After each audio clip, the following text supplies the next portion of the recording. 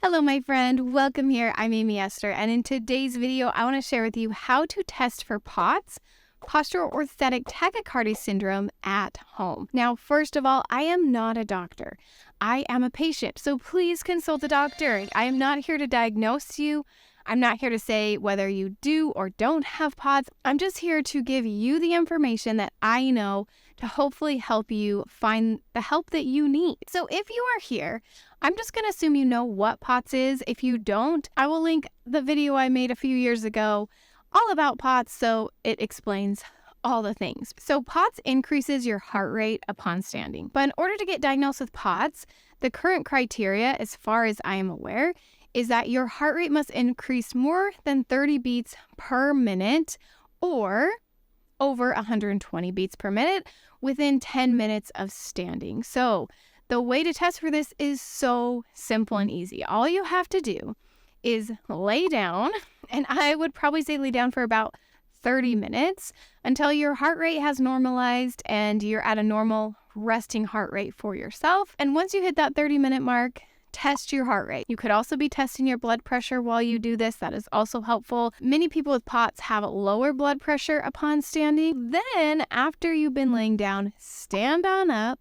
and test your heart rate, I would say probably every 2 minutes. And make sure you're writing this down so that if you do think you have POTS, that you have this information written down, you can take it to your doctor. So stand up, test your heart rate and possibly your blood pressure every 2 minutes for 10 minutes or until it passes 30 beats per minute higher than your starting. So if you started at 70, if you stand up and 2 minutes later, your heart rate is at 115, it has gone past 30 beats per minute higher than your resting heart rate, that is a pretty good indication that you might have POTS. But if after 2 minutes it hasn't gone over 30 beats per minute above resting or over 120 in general, then I would do it again at 4 minutes, then do it again at 6 and again at 10. And if after 10 minutes your heart rate has not increased more than 30 beats per minute or above 120, then the likelihood of POTS is a little bit lower. I'm not saying you don't have it. Again, I'm not a doctor.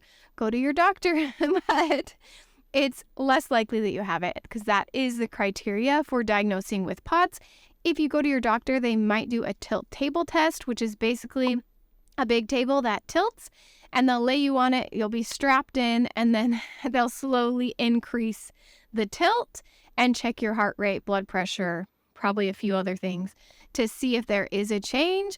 Or they might just do what I just told you to do, which is lay down and then test your heart rate standing up every 2 to 5 minutes. Of course, if you feel any symptoms that are scary, you feel like you're going to pass out, or anything that doesn't feel safe, please sit down.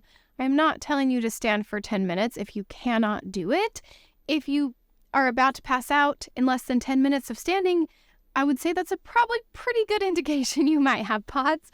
So definitely go see your doctor. To officially be diagnosed with POTS, you do need to be diagnosed by a doctor, but there's a lot of things you can do that don't require a diagnosis. So maybe you don't have the money to go to the doctor or whatever, or you just don't have the time and you think you have POTS. You did this test, it's showing your heart rate is increasing. Then check out my video on how I treat my POTS naturally, because in all reality, I don't really even need a diagnosis in order to treat my own POTS.